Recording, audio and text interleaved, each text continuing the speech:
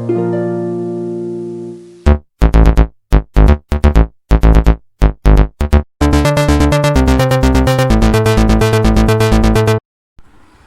बच्चों, a very good morning to all of you.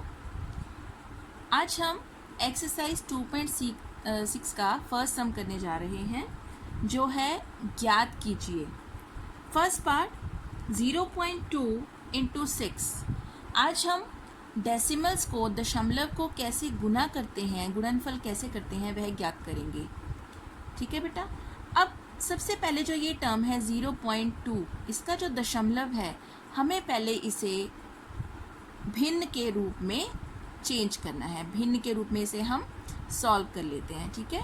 तो आपको मैंने पहले भी ये पिछली वीडियो में बताया था कि जब भी आपको कोई दशमलव वाली संख्या दिखाई देती है, तो आपके लिए सबसे पहले ये जानना ज़रूरी है कि जो उसके नंबर्स हैं वो कौन से स्थान पर लाई करते हैं, कौन से स्थान पर वह स्थित हैं। ठीक है। तो अब देखिए, हमने लिखा स्थानीय मान, इसका जो संख्या है उसका स्थानीय मान, इकाई, दहाई, और दशमलव, दशमलव के बाद दशांश।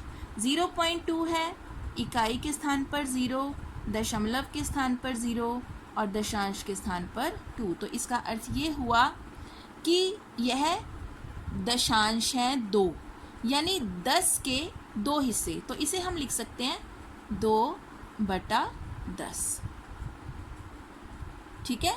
दशांश है तो यानी कि 10 हिस्सों के 2 पार्ट्स हैं ये। ठीक है बेटा। तो इसलिए हम इसे लिख सकते हैं 2/10। अब 0.2 की जगह पर हम लिखेंगे 2/10 गुना 6। यहाँ पर कोई दशमलव नहीं है, सिंपल संख्या है, इसके नीचे हम 1 डिनोमिनेटर में लगा सकते हैं, हर के नीचे। अब हम देखें तो इसको सॉल्व कर लेते हैं। 2 1 ज़ा 2, 2 5 ज़ा 10। तो हमारे पास आंसर आया 6 इंटू 1 6 अपॉन 5 इंटू 1 5, 6/5। देखा आपने।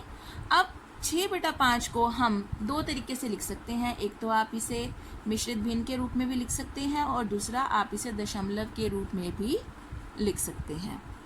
ठीक है बेटा। तो पहले हम मिश्रित भिन्न के रूप में इसको लिख कर देखना सीखेंगे। 6/5 का मीनिंग है आपने 6 को 5 से डिवाइड किया 1। तो इसका अर्थ हुआ, अब हम इसे कैसे लिखेंगे मिश्रित भिन्न के रूप में, 1 सही 1/5। ठीक है बेटा। जब आपने इसे मिश्रित भिन्न के रूप में लिखा, तो अब हम क्या कर सकते हैं, इसे दशमलव के रूप में भी लिख सकते हैं। ठीक है बेटा। तो अब इसे हम दशमलव के रूप में कैसे लिखेंगे?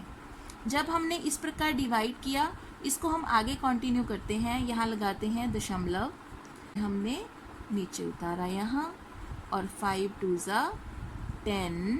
तो इस प्रकार जो संख्या हमें प्राप्त हो गई वह है 1.2, 1.2।